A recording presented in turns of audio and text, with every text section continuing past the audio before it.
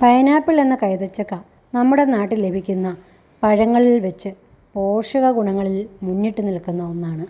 കുട്ടികൾക്ക് നൽകാൻ നല്ലൊരു മികച്ച പഴമാണിത്. ശരീരഭാരം കുറയ്ക്കാം, ദഹനം മെച്ചപ്പെടുത്താം എന്നിവയൊക്കെ ഇത് കഴിക്കുന്നതുകൊണ്ട് നല്ലതാണ്. അതുപോലെ വൈറ്റമിൻ സിയും എയും ധാരാളമുള്ളതിനാൽ ഈ പഴത്തിൽ 28 ഗ്രാം അന്നജവും 2.3 ഗ്രാം നാരുകളുമുണ്ട്. ഇതുകൂടാതെ മഗ്നീഷ്യം, ഫോസ്ഫറസ്, പൊട്ടാസ്യം എന്നിവയെല്ലാം ഇതിനകത്തുണ്ട്. അപ്പോൾ പ്രതിരോധശേഷി വർദ്ധിപ്പിക്കാനും എല്ലുകളെ ശക്തിപ്പെടുത്താനും ഒക്കെ നല്ലൊരു ഫലമാണ് പൈനാപ്പിൾ. ശരീരഭാരം കുറയ്ക്കുന്ന പൈനാപ്പിളിന് പൊണ്ണത്തടി കുറയ്ക്കാനുള്ള കഴിവുമുണ്ട്. പൈനാപ്പിൾ ജ്യൂസ് കുടിക്കുന്നത് ശരീരഭാരം, കൊഴുപ്പ് അടിഞ്ഞുകൂടുന്നത്, കരളിലെ കൊഴുപ്പിൻ്റെ അളവ് ഇവയെല്ലാം കുറയ്ക്കാനായിട്ട് സഹായിക്കുമെന്നാണ് പറയുന്നത്. അതുപോലെ ദഹന പ്രശ്നങ്ങളൊക്കെ അകറ്റാനായിട്ട് പൈനാപ്പിൾ നല്ലതാണ്.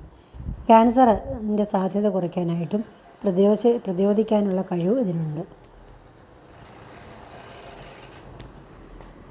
എല്ലുകളുടെ വളർച്ചയ്ക്ക് ആവശ്യമായ മാംഗനീസ് പൈനാപ്പിളിലുണ്ട്. കൂടാതെ ജീവകം സിയുണ്ട്.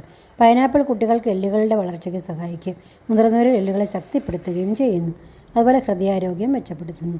കൊളസ്ട്രോളിനെ ഘടിപ്പിച്ച് ഹൃദയാരോഗ്യമേകാനായിട്ട് ഇത് സഹായിക്കുന്നു. അതുപോലെ രോഗപ്രതിരോധ സംവിധാനം ശക്തിപ്പെടുത്താനും മുറിവ് വേഗം ഉണങ്ങാനും ഒക്കെ ഇത് സഹായിക്കുന്നു. പൈനാപ്പിൾ ജ്യൂസ് കുടിക്കുന്നതുകൊണ്ട് കുട്ടികളുടെ മൈക്രോബിയൽ ഇൻഫെക്ഷനുകൾ വരാനുള്ള സാധ്യത കുറവാണ്. ശ്വേതരക്താണുക്കളുടെ അളവ് 4 ഇരട്ടി കൂട്ടാനും പൈനാപ്പിളിന് കഴിയും. പൈനാപ്പിളിൽ അടങ്ങിയിരിക്കുന്ന വൈറ്റമിൻ സി ചർമ്മത്തിൻ്റെ ആരോഗ്യത്തിന് നല്ലതാണ്. അതുപോലെ ചിലരിൽ പൈനാപ്പിൾ അലർജി ഉണ്ടാക്കും. ചൊറിച്ചിൽ, നടുവേദന, ഛർദി ഇവയുണ്ടാകും. ആസ്മയ്ക്ക് നല്ലതാണെങ്കിലും ചിലരിൽ ഇത് വിപരീത ഫലം ഉണ്ടാകും. ആസ്മ കൂടാൻ കാരണമാകും. ഗർഭിണികൾ കഴിക്കുന്നത് നല്ലതല്ല. പഞ്ചസാര താരതമ്യേന കുറവായതിനാൽ പ്രമേഹ രോഗികൾക്ക് പോലും ഇത് പൈനാപ്പിൾ കഴിക്കാവുന്നതാണ്. മിതമായ അളവിൽ കഴിക്കണം.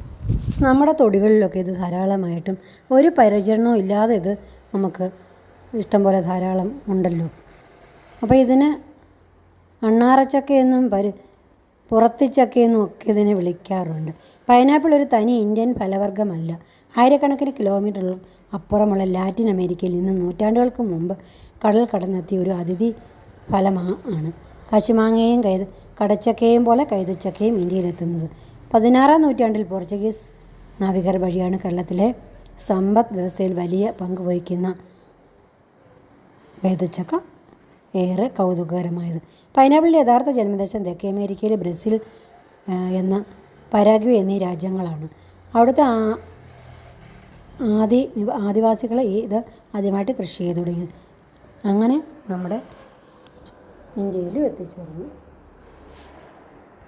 ഇതിൻ്റെ ഇലകൾക്ക് കൈതയുടെ ഇലകളോടും പഴത്തിന് ചക്കയോടും സാമ്യമുള്ളതിനാലാണ് മലയാളത്തിൽ ഇതിന് കൈതച്ചക്ക എന്ന പേര് ലഭിച്ചത്. പോർച്ചുഗീസ് ഭാഷയിൽ ഇതിനെ അനനാസ് എന്നാണ് വിളിക്കുന്നത്.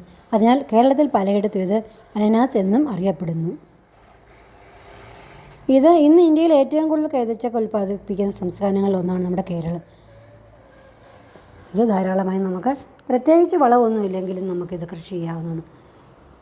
കൈതച്ചക്ക എന്ന് പറയുന്നത് കേവലം ഒരു രുചിയുള്ള പഴം മാത്രമല്ല, ഔഷധ ഗുണങ്ങളൊരു